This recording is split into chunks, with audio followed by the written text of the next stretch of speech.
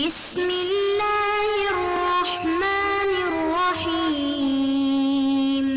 اعوذ باللہ من الشیطان اللعین الرجیم. بسم اللہ الرحمن الرحیم. بہ نستعین وهو خیر ناصر ومعین. الحمد للہ رب العالمین وصلی اللہ علی محمد وآلہ الطیبین الطاہرین المعصومین. ہماری گفتگو کتاب المقاصد کے دوسرے حصے کتاب البیع کے مباحث میں جاری ہے، اور آج کے ہمارے اس درس کا عنوان دوسرا مطلب معاطات میں فضولی کا حکم ہے، کہ جو گزشتہ درس سے ہم اس مطلب کا ہم نے آغاز کیا تھا دو باقی ماندہ مطلب میں دوسرا مطلب کہ معاطات کے اندر فضولی کا کیا حکم ہے. اور گزشتہ درس میں ہم نے بیان کیا کہ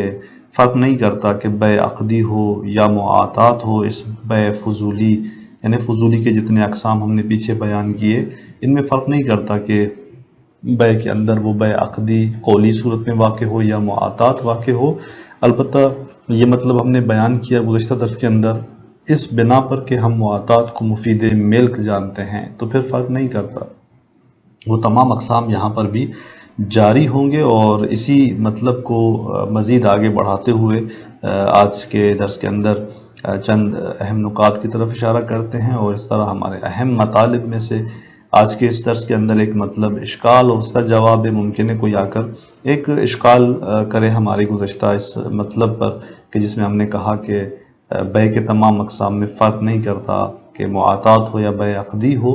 اور پھر اس اشکال کا آغاز جواب دیتے ہیں. پھر معاطات کے جاری نہ ہونے پر دلائل کو آغاز ذکر کرتے ہیں، اور ان کا نقد اور ان کے اندر جو مناقشہ ہے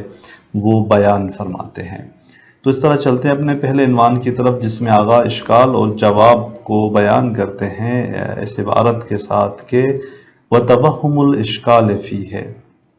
اشکال کا توہم فی ہے اس مطلب کے اندر، جو پیچھے ہم نے بیان کیا کہ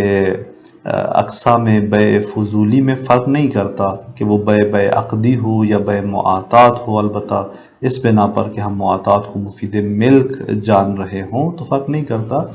اس میں اگر کوئی آ کر اشکال کرتا ہے یا توہم اشکال رکھتا ہے، ممکن ہے بعض افراد آ کر یہ اشکال کریں کہ فضولی مطلقہ یعنی کلن جو ہے وہ باطل ہے، حتیٰ بعد میں اگر اجازت بھی آ جائے تو قابل اصلاح نہیں ہے یہ فضولی، چاہے وہ قولی ہو چاہے وہ معاطات کی صورت میں ہو. اس مطلب کو اس اشکال کے توہم کو آگے اس طرح سے بیان کرتے ہیں کہ من حیث کہ توہم اشکال اس بنا سے اس حیث سے کہ ان الاقباض الذي يحصل به التملیک محرم. اقباض کے جس کے ذریعے تملیک حاصل ہو وہ حرام ہے، کیونکہ معاطات کے اندر آپ کیا کرتے ہیں؟ قبض و اقباض کرتے ہیں، اعطاء و راخذ کرتے ہیں. اقباض جب آپ نے کیا، قبضے میں جب آپ نے ایک چیز کو دیا طرف مقابل کو، تو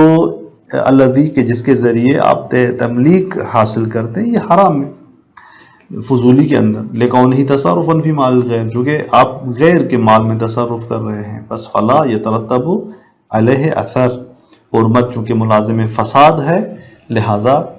یہ تصرف در مال غیر حرام، اور حرمت ملازم فساد لہٰذا اس پر کوئی بھی اثر مترتب ہونے والا نہیں ہے. آپ فرماتے ہیں کہ توہم الاشکال فی، یہ جو اشکال کا توہم ہے اس مطلب کے اندر، فی غیر محل ہی، یہ بے جا ہے، یعنی اپنی محل میں نہیں ہے، درست نہیں ہے. تین طریقوں سے آگا اس کے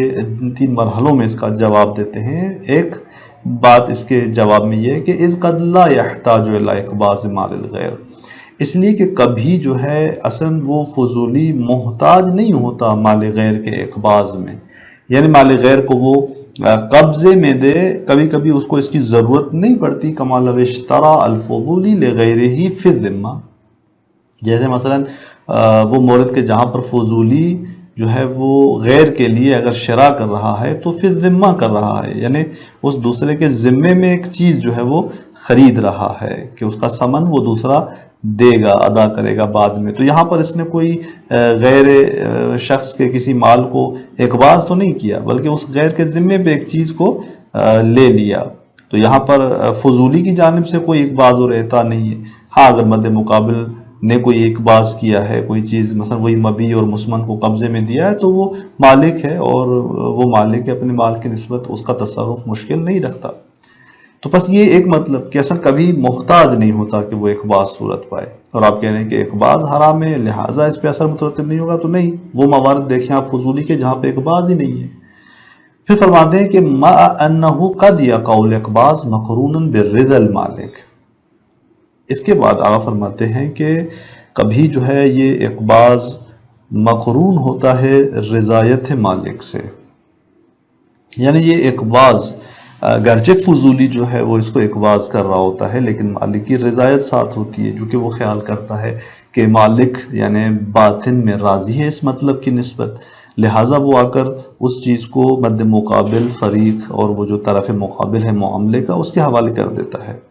تو یہاں پر بھی آپ دیکھیں اقباض تو ہے لیکن یہ اقباض اس مالک کی رضایت کے خیال سے ہے، تو یہاں پر بھی یہ تصرف حرام نہیں ہونا چاہیے۔ البتہ پیچھے بحث ہوئی تھی، آغا شیخ انصاری نے اس کو بیان کیا تھا کہ اگر فضولی کو یہ معلوم ہو کہ مالک اپنے باطن کے اندر راضی ہے اس حوالے سے کہ یہ شخص جو ہے وہ تصرف کرے،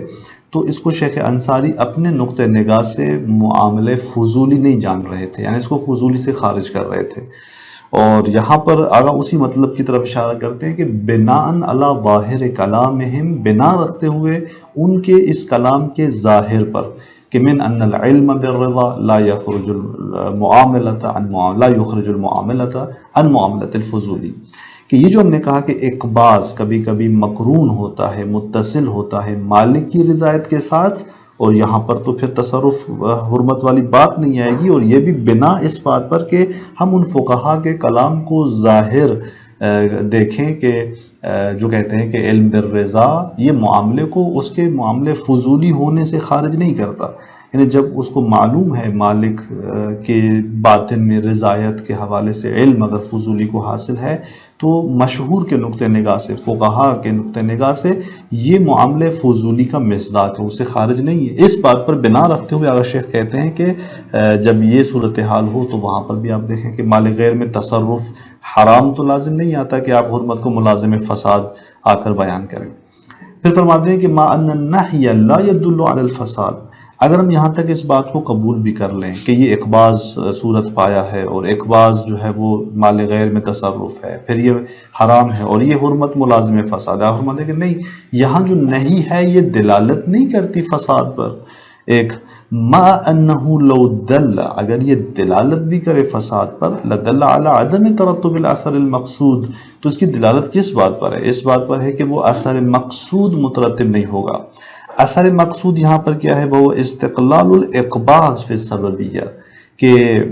وہ جو ہے اقباض کا مستقل ہونا سببیت کے اندر، یعنی آپ آئیں آپ کہیں کہ خود یہی معاطات سبب مستقل ہے، علت تامہ ہے کس کے لیے؟ ملک کے لیے، اور اسی سے ملک حاصل ہو رہی ہے، سبب ہے۔ فرماتے ہیں کہ وہ جو اثر مقصود ہے یعنی اس معاطات کو اقباض کو مستقل جاننا، فرماتے ہیں کہ وہ مترتب نہیں ہوگا۔ فلا ینافی کونہ جزء سبب،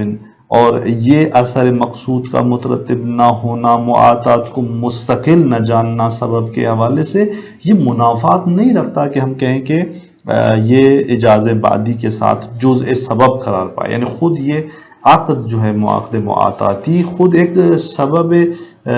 جو سبب ہے اس کا ملکیت کا، اس کا ایک جز قرار پائے، اور اجاز بعدی جو ہے وہ اس کا ایک اور جز جو ہے وہ حساب ہو۔ تو اس طرح سے آپ فرماتے ہیں کہ اگر آپ اشکال کرتے ہیں تو یہ اشکال یہاں پر وارد نہیں ہے۔ اس کے بعد آغا معاطات کے جاری نہ ہونے پر دلائل کی طرف اشارہ کرتے ہیں کہ جو بعض نے دلائل دیے ہیں اور آغا اس کو نقد کرنا چاہتے ہیں۔ اس سلسلے میں ایک دلیل جو یہاں پر بیان ہوتی ہے وہ یہ کہ وَرُبَمَا يُسْتَدَلُّ عَلَى ذَلِكَ، کہ چہ بسا اس پر استدلال قائم کیا جاتا ہے اس بیان کے ساتھ کہ بِأَنَّ الْمُعَاطَات مَنُوطَةٌ بِالتَّرَاضِي وَقَصْدِ الْإِبَاحَةِ أَوِ التَّمْلِيكِ، کہ معاطات جو ہے وہ منوط ہے ترازی کے ساتھ، کہ وہاں پر متعاقدین جو ہیں یعنی متعاطیین رضایت رکھتے ہوں، جو ترازی حاصل ہو وہاں پر، اور پھر قصد اباحہ اور تملیک ہو۔ وَهُمَا مِنْ وَظَائِفِ الْمَالِكِ، اب آپ دیکھیں کہ یہ جو ترازی ہے ایک طرف سے یعنی معاطات کے اندر، اور پھر وہاں قصد اباحہ یا تملیک، یہ دونوں وظائف مالک میں سے ہیں۔ مالک کا وظیفہ ہے کہ رضایت دے اپنے مال کی نسبت، اس کا وظیفہ ہے کہ وہ قصد اباحہ یا تملیک کرے، لذا وَلَا يُتَصَوَّرُ صُدُورُهُمَا مِنْ غَيْرِهِ، غیر مالک سے اس کا صدور ان دونوں کا متصور نہیں ہے۔ بس اس صورت میں آپ دیکھیں کہ ایک طرف سے قبض و اقباض کی دخالت نہیں ہے، اس کے اندر معاطات کے اندر ترازی ہونی چاہیے، قصد اباحہ ہونا چاہیے، اور پھر ترازی یا قصد، چاہے قصد اباحہ ہو یا تملیک ہو، یہ دونوں مالک کے وظائف میں سے ہیں۔ اور معاطات بس اس نقطے کا لازمہ یہ ہے کہ بس معاطات مختصات مالک میں سے ہے، مالک ہو کہ جو آ کر معاطات انجام دے۔ اور ادھر سے ہم دیکھتے ہیں کہ فضولی تو مالک نہیں ہے، بس لہٰذا فضولی کی جانب سے معاطات واقع نہیں ہو سکتی۔ پھر فرماتے ہیں کہ وَلِذَا ذَكَرَ شہید الثانی، شاہد کے طور پہ شہید ثانی نے جس مطلب کو بیان کیا ہے وہ یہ کہ ان المکرہ والفضولی قاصدان لللفظ دون المدلول، کہ مکرہ اور فضولی یہ قاصد لفظ ہے، مدلول کا قصد نہیں رکھتے، اور یہ مفصل پہلے بحث ہو چکی ہے مکرہ اور فضولی کے حوالے سے۔ اور یہاں پر شہید ثانی نے جو یہ بات کی تھی کہ مکرہ اور فضولی یہ قاصد لفظ ہیں، قاصد مدلول نہیں ہے۔ وذکر، اور بیان کیا کہ ان قصد المدلول لا يتحقق من غیر المالک، خود مدلول کا جو قصد ہے یہ تحقق نہیں پاتا غیر مالک سے، مالک ہو جو آ کر قصد مدلول کرے۔ وَأَنَّ قَصْدَ الْمَدْلُولِ لَا يَتَحَقَّقُ مِنْ غَيْرِ الْمَالِكِ وَمَشْرُوطَةً أَيْضًا بِالْقَبْضِ وَالْإِقْبَاضِ مِنَ الطَّرَفَيْنِ، اور یہی قصد مدلول مشروط ہے قبض و اقباض سے کہ دونوں طرف سے، اور من احدہما، یا ان میں سے کسی ایک کی جانب سے یہ قبض و اقباض صورت پائے، مقارنا للامرین، اور وہ بھی مقارن اور متصل ان دو امر کے ساتھ کہ جو قصد اباحہ یا قصد تملیک کو ہم نے پیچھے بیان کیا۔ تو بس قصد مدلول متحقق نہیں ہے غیر مالک سے، اور یہ مشروط قبض و اقباض سے کہ جو دو طرفی یعنی یا ایک طرفی ہو۔ ولا اثر له الا اذا صدر من المالک وباذنہ، اور اس کا کوئی اثر نہیں ہے مگر جب یہ صادر ہو مالک کی جانب سے، او باذنہ، یا مالک کی اجازت وہاں پر ہو۔ تو اس طرح اس دلیل سے اس بات کو واضح کیا جاتا ہے کہ بس معاطات کے اندر اصلا فضولی قابل تصور نہیں ہے، جو معاطات کا معنی ہے، جو معاطات کے اندر چیزیں شرط ہیں۔ شیخ انصاری رحمۃ اللہ علیہ یہاں پہ اس دلیل کو نقد فرماتے ہیں کہ وفیہ ان اعتبار الاقباض والقبض فی المعاطات عند من اعتبرہ فیہا انما هو لحصول انشاء التملیک والاباحہ۔ آپ فرماتے ہیں کہ اس کے اندر مناقشہ یہ ہے کہ اقباض اور قبض کا جو اعتبار ہے معاطات کے اندر، اس شخص کی نظر میں کہ جو اس معاطات کے اندر اسے معتبر جانتا ہے، یہ اس تملیک یا اباحہ کے انشاء کے حصول کے لیے ہے۔ فَهُوَ عِنْدَهُ مِنَ الْأَسْبَابِ الْفِعْلِيَّةِ، بس یہ قبض اور اقباض اس معاطات کے اندر ان فقہا کی نظر میں اسباب فعلیہ میں سے ہے، کما صرح شہید فی قواعدہ، جیسا کہ شہید نے اسی مطلب کو قواعد کے اندر تصریح کی ہے۔ والمعاطات انہم عقد فعلی، اور معاطات ان کی نظر میں ایک عقد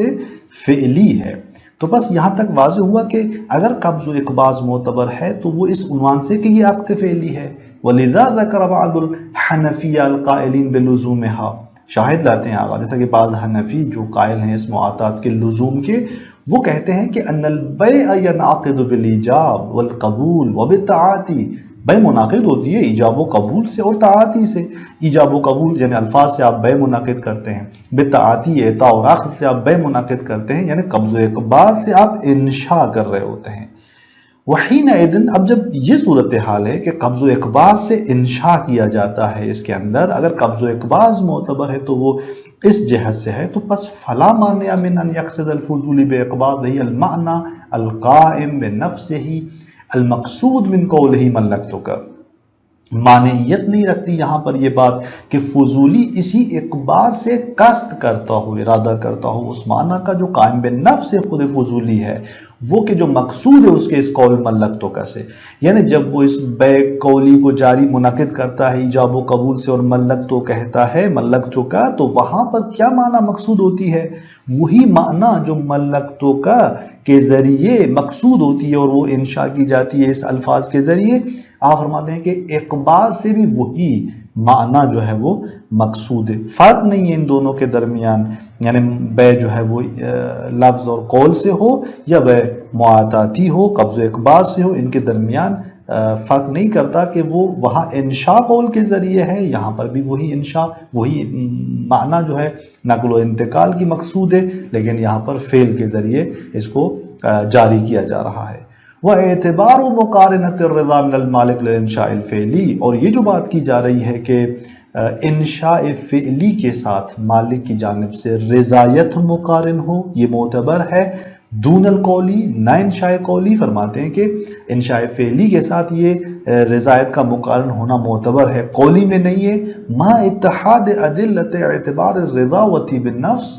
اس کے باوجود یعنی آپ ایک طرف سے یہ بات کر رہے ہیں کہ معتبر ہے، جبکہ دوسری جانب سے دلائل جو اعتبار رضا کے ہیں اور جو طیب نفس کے ہیں، کس چیز کے اندر؟ فی حل مال الغیر، یعنی وہ دلائل جو رضا کو معتبر سمجھتے ہیں، طیب نفس کو معتبر سمجھتے ہیں اس میں کہ مال غیر حلال ہو جائے، یہ دلائل تو متحد ہیں، ان کے درمیان تو فرق نہیں ہے۔ ایسا نہیں کہ یہ دلائل بیع قولی میں رضایت کی مقارنت کو شرط نہ کرتے ہوں اور انشاء فعلی کے لیے شرط کرتے ہوں، یہ دلائل ان کے اندر تفریق نہیں ہے۔ جب اس طرح سے ہے تو یہ مقارنت رضا کا اعتبار کہ یہ مقارن ہو رضا مالک کی انشاء فعلی کے ساتھ، لا یخلو عن تحکم، یہ اعتبار لا یخلو خالی نہیں ہے کس سے؟ تحکم سے، بے دلیل ہے، بے بنیاد ہے، اس پر کوئی دلیل نہیں ہے۔ وما ذکرہ من الشہید الثانی، اور وہ بات جو شہید ثانی نے بیان کی، لا یجدی فیما نحن فیہ، وہ ہمارے اس مورد بحث مسئلے کے اندر، مورد کے اندر افادہ نہیں کرتی کسی چیز کا۔ جو انہوں نے بات کی تھی کہ مکرہ اور فضولی قاصد لفظ ہیں نہ مدلول، لہٰذا وہ اس سے استفادہ کر رہے تھے اور یہ نتیجہ لے رہے تھے کہ بس یہاں پر جو ہے وہ مالک سے صادر ہونا چاہیے، وإلا جو ہے غیر مالک سے وہ